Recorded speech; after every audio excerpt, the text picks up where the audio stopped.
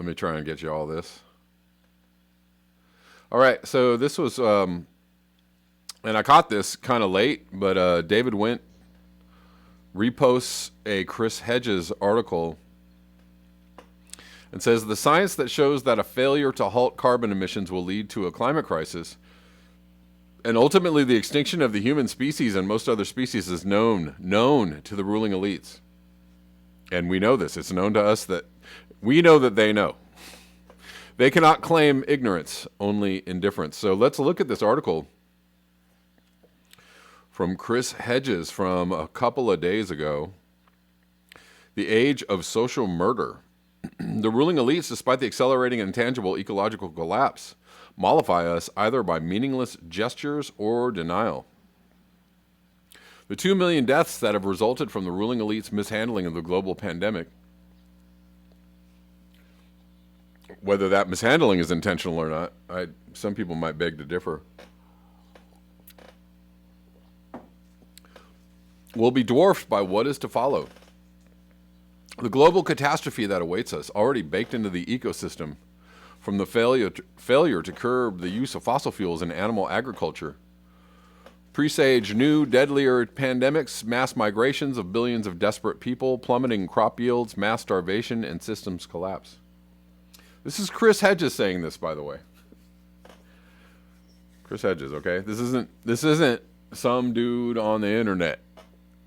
This is like world-renowned, award-winning, revered journalist Chris Hedges.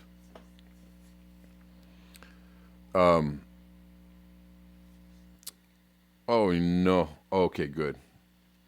I am recording. Thought I forgot. The science that elucidates this social death is known to the ruling elites. The science that warned us of this pandemic and others that will follow is known to the ruling elites. And much more than that. The science that shows that a failure to halt carbon emissions will lead to a climate crisis and ultimately the extinction of the human species and most other species is known to the ruling elites that they cannot claim ignorance, only indifference. The facts are incontrovertible. Each of the last 4 decades have been hotter than the last. In 2018, the UN International Panel on Climate Change released a special report on the systemic effects of a 1.5 degrees Celsius rise in temperatures. It makes for very grim reading. Grim reading, the IPCC.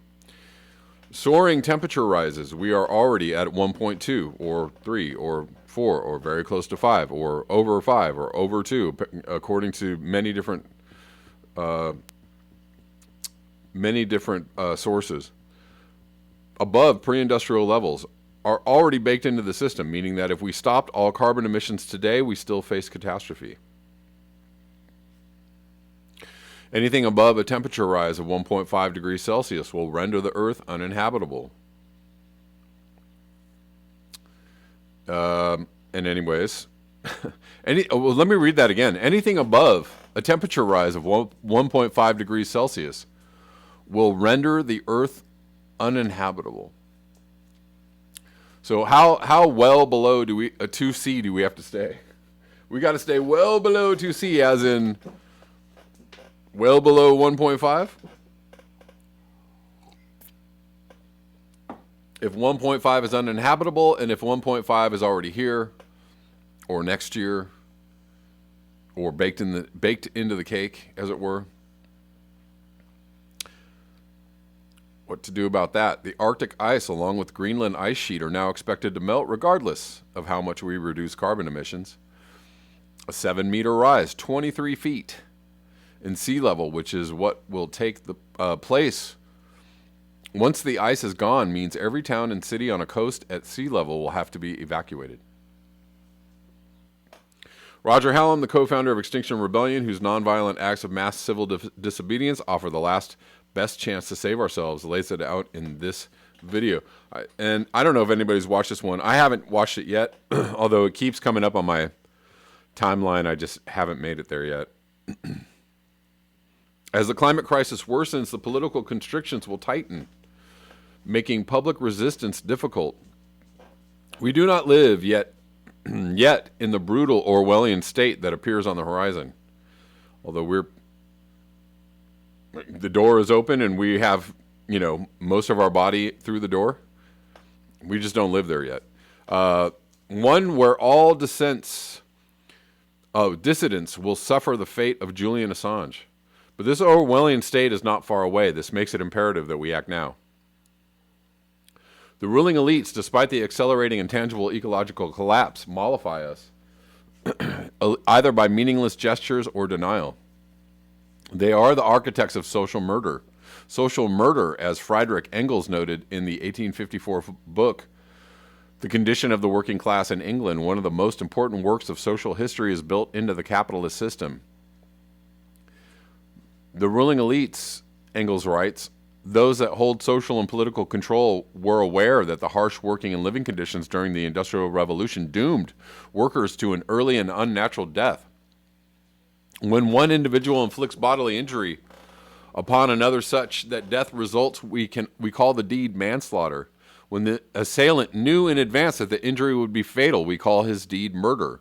But when society places hundreds of proletarians in such a position that they inevitably meet a too early and unnatural death, one which is quite as much a death by violence as that by the sword or the bullet, when it deprives thousands of the necessaries of life, places them under conditions in which they cannot live, forces them through the strong arm of the law to remain in such conditions until that death ensues, which is the inevitable consequence, knows that these thousands of victims must perish, and yet permits these conditions to remain, its deed is murder, just as surely as the deed of the single individual, disguised malicious murder.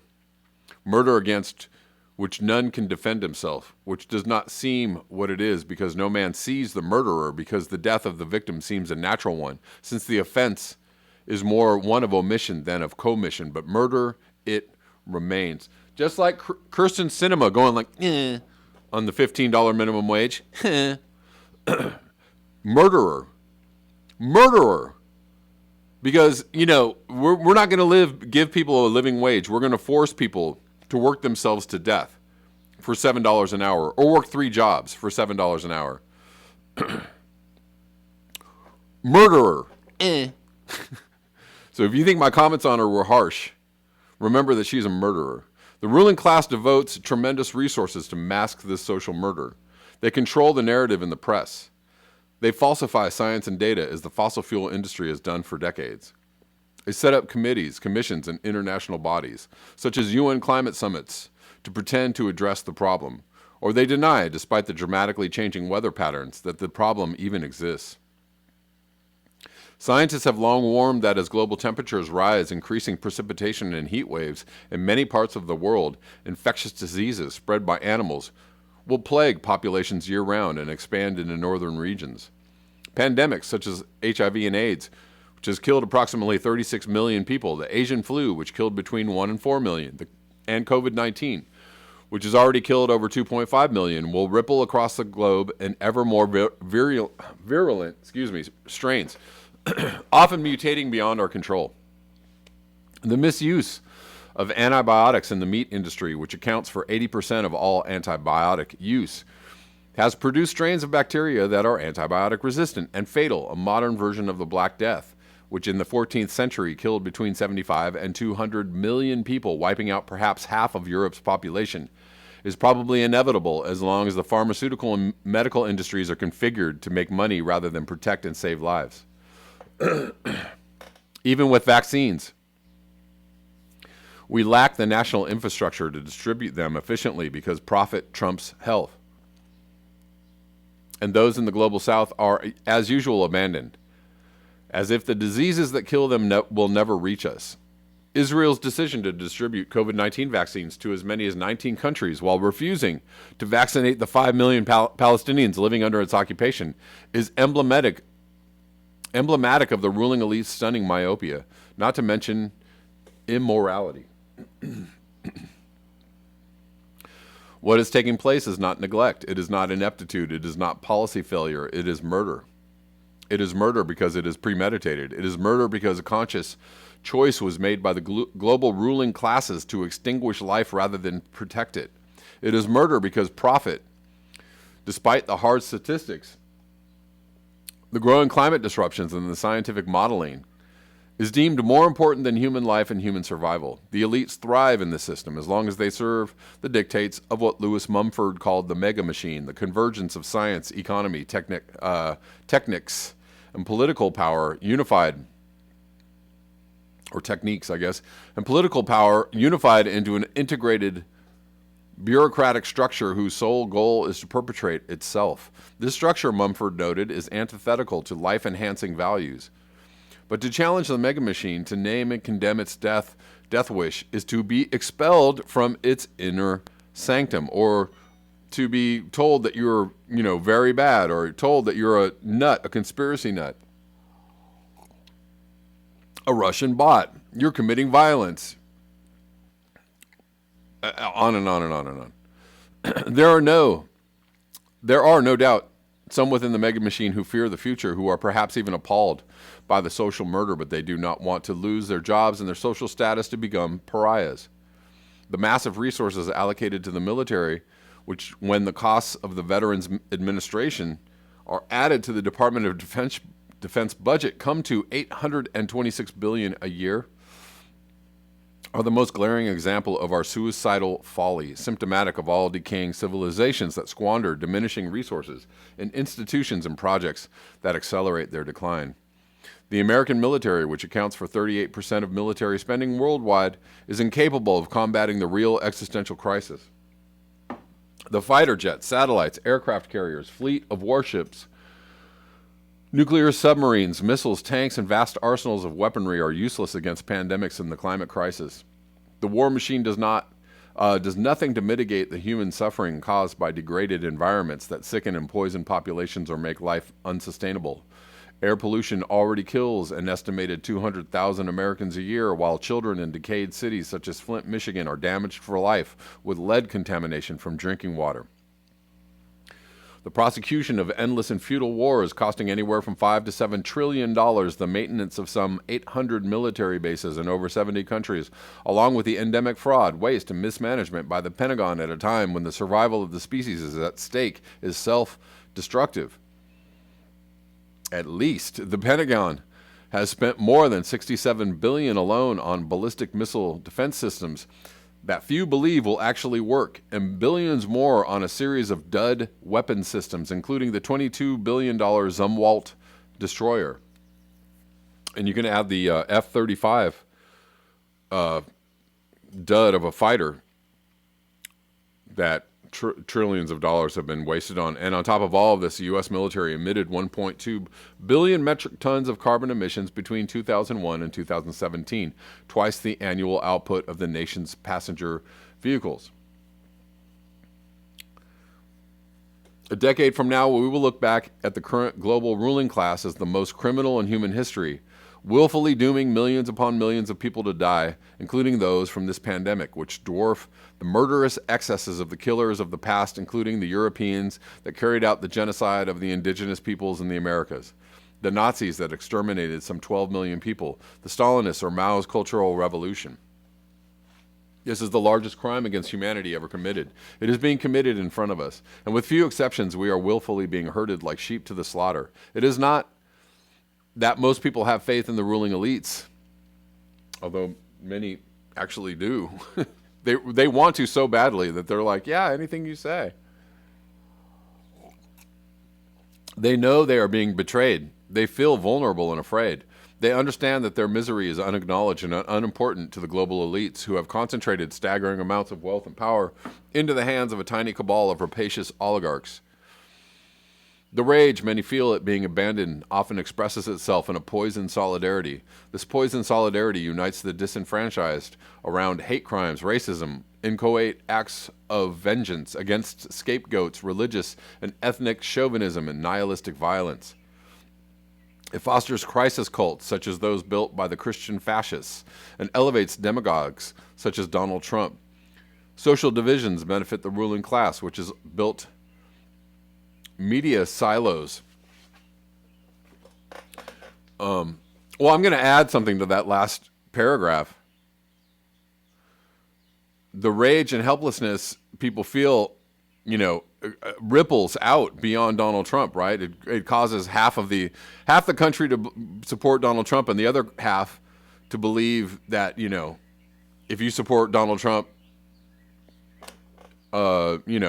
everybody on that side is a lunatic, and if you don't support this side in their fight against the lunatics, then you are yourself a lunatic or a lunatic supporter. You know what I'm saying? It's just like, it's compounding mental sickness. Anyways, whatever. Social divisions benefit the ruling class, which has built media silos that feed packaged hate to competing demographics.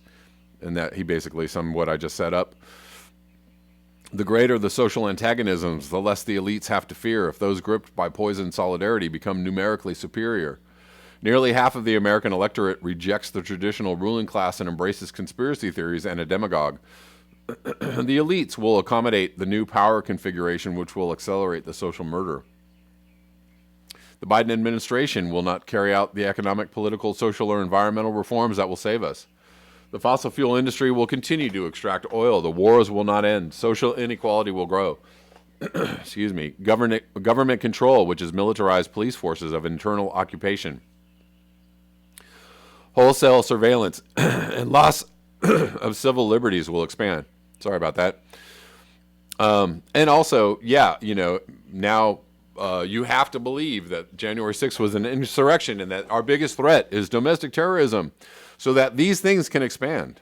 Government control, militarized police forces, internal occupation, wholesale surveillance, loss of civil liberties, new pandemics along with droughts, wildfires, monster hurricanes. Excuse me.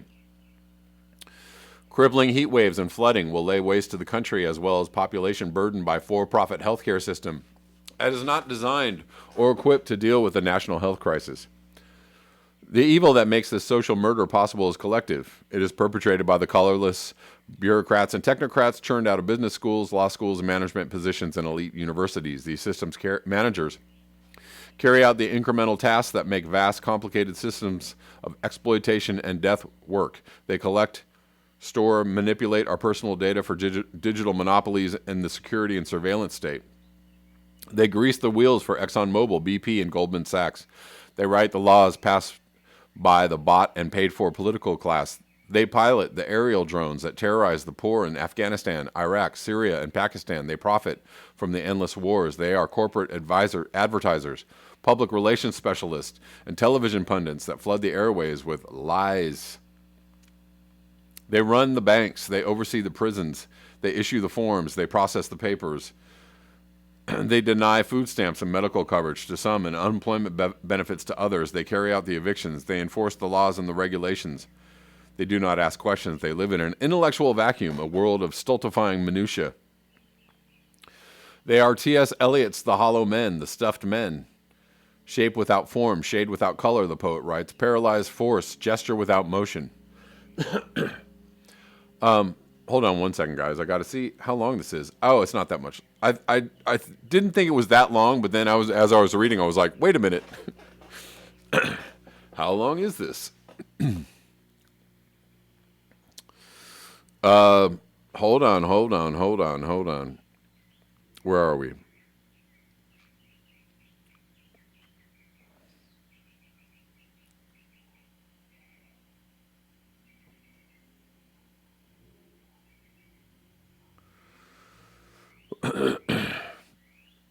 These system managers made possible the genocides of the past, from the extermination of Native Americans to the Turkish slaughter of the Armenians to the Nazi Holocaust to Stalin's liquidations. They kept the trains running. They filled out the paperwork. They seized the property and confiscated the bank accounts. They did the processing. They rationed the food. They administered the concentration camps and the gas chambers. They enforced the law. They did their jobs. These systems managers, uneducated in all but their tiny technical specialty, lack the language and moral autonomy to question the reigning assumptions or structures. Hannah Arendt in Eichmann in Jerusalem writes that Adolf Eichmann was motivated by an extraordinary diligence in looking out for his personal advancement. He joined the Nazi Party because it was a good career move. Arendt continues, the trouble with Eichmann was precisely that so many were like him, and that many were neither perverted nor sadistic, that they were and still are terribly and terrifyingly normal. I think I read a bit of this article, Eichmann in Jerusalem, or this article by Hannah Arendt on Eichmann. The longer one listened to him, the more obvious it became that his inability to speak was closely connected with an inability to think, namely to think from the standpoint of somebody else. No communication was possible with him, not because he lied, but because he was surrounded by the most reliable of all safeguards against words and the presence of others, and hence against reality as such. The Russian novelist Vasily Grossman, in his book Forever Flowing, observed that the new state did not require holy apostles, fanatic, inspired builders, faithful, devout disciples. The new state did not even require servants, just clerks. This metaphysical ignorance fuels social murder. We cannot emotionally absorb the magnitude of the looming catastrophe and therefore do not act. In Claude Lanzmann's Holocaust documentary Shoah, he interviews Philippe Mueller, a Czech Jew who survived the liquidations in Auschwitz as a member of the special detail. One day in 1943, when I was already in Crematorium 5, a train from Bialystok arrived. A prisoner on the special detail saw a woman in the undressing room who was the wife of a friend of his. He came right out and told her, "You are going to be exterminated. In 3 hours you will be ashes." The woman believed him because she knew him. She ran all over and warned to the other women, "We're going to be killed. We're going to be gassed." Mothers carrying their children on their shoulders didn't want to hear that. They decided the woman was crazy. They chased her away, so she went to the men, to no avail. Not that they didn't believe her. They heard rumors in the Bialystok ghetto or in Grodno and elsewhere. But who wanted to hear that? When she saw that no one would listen, she scratched her whole face out of despair, in shock, and she started to scream. How do we resist? Why, if this social murder is inevitable, as I believe it is, do we even fight back? Why not give in to cynicism and despair? Why not withdraw and spend our lives attempting to satiate our private needs and desires? We are all complicit, paralyzed by the overwhelming force of the mega machine and bound to its destructive energy by our allotted slots within its massive machinery.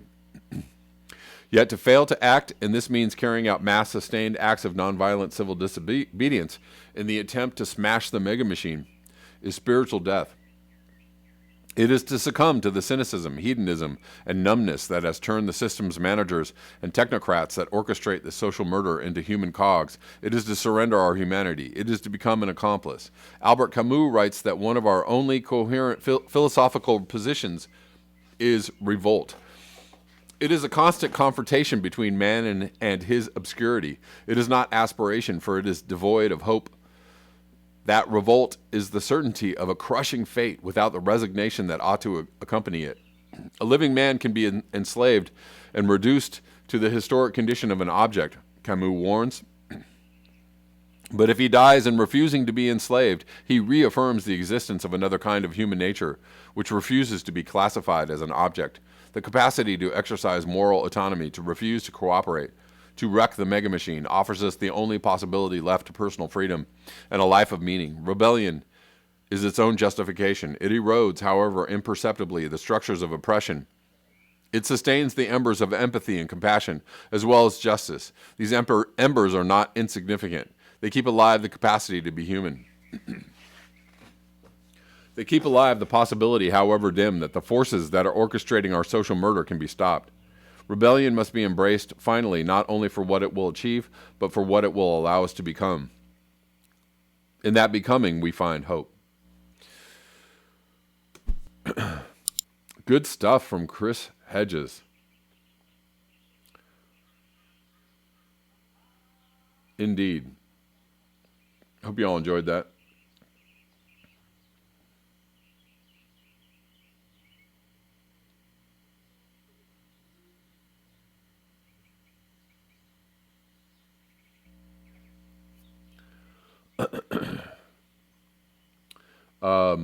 Yeah, lightning rod. Yeah, they're anyways.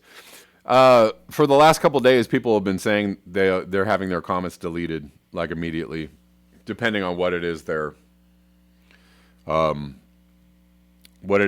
don't know what you were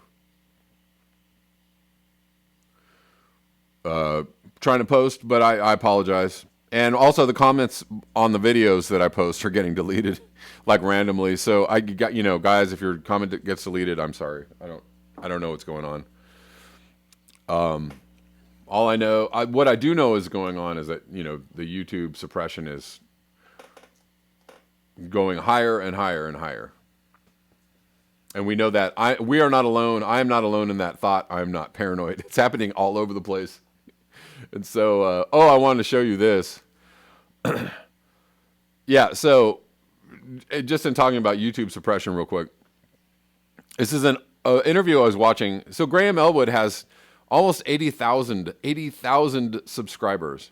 Richard Medhurst has like 35 or 40,000. So he has an interview with Richard. It's a good interview. But after 19 hours or almost a whole day, it has 700 views or 730 views. That's not even possible. It's not even in the realm of possibility. So again, as I said, nothing on YouTube is real anymore, especially for the people who are deemed very bad people. Another, AKA telling you the truth, AKA people speaking the truth, right? So I apologize for the nonsense from YouTube, but that's how it's going. Oh, doggy. Doggy doesn't like YouTube either. Okay, get down. Okay, up. Yeah, it happens all over the place. Obsolete optics, lefties and righties are all. Donut Empty Circle says, fun fact, Chris Hedges has a wall all around his house.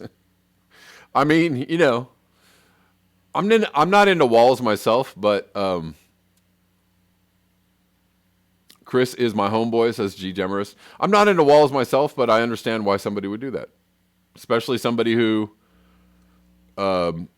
animates the ire of the ruling class as much as Chris Hedges does. I just dropped a link in the chats, guys, okay? The link to this article. Rockfin, hello. Cornholio, hello. Got some people. Oh, Dennis McCartney. Thank you so much for the tip. He says, happy day. Appreciate you. Got a nice tip on Rockfin. And who else is here? Osama's here. I believe I saw Osama. Kevin Shanholzer. Social Chess is the name of the app. Yes. It's a good app. It's fun. I can only play so many games at a time, though. So if a bunch of people hit me up all at once, I don't know if I can. Yeah. Kamashwari Kate says, I'm thinking that Chris Hedges is a walking target. Right. Yeah, she is a beautiful black lab, Judy Truitt. Yeah, she is a very pretty dog.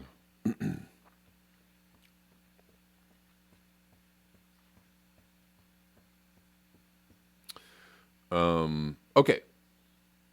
Already spent a lot of time on that, so I don't know how much time I have to get to all the other things that I wanted to get to.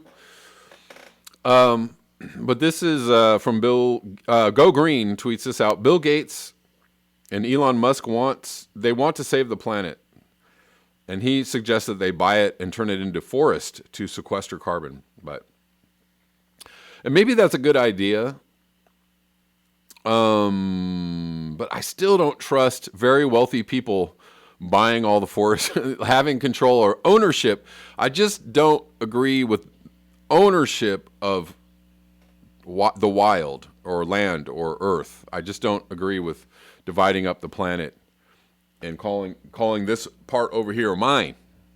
And that goes for countries as well, nations. I don't agree with it.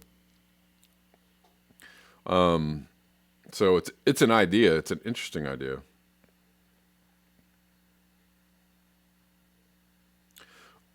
And he posts an article about Gina Reinhart, who is a billionaire, plans to sell a portfolio of 7 cattle stations in Australia, looking to cash in on her investment. I guess he's suggesting that they buy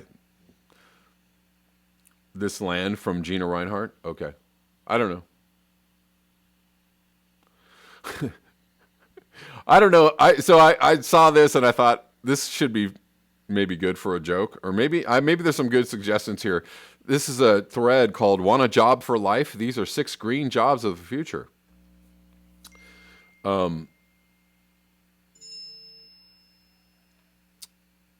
a job for life? You could, your best bet could well be in a green role. So let's look at this really quickly. All right, Euronews. Clean transport manufacturers. There you go. You can build green cars. Urban growers. Number one, I'm going to say is a Number two might be cool. Green city spaces can be beautiful. Help with our mental health. So maybe you could be a landscaper. Recycling plant operatives. Okay. I'm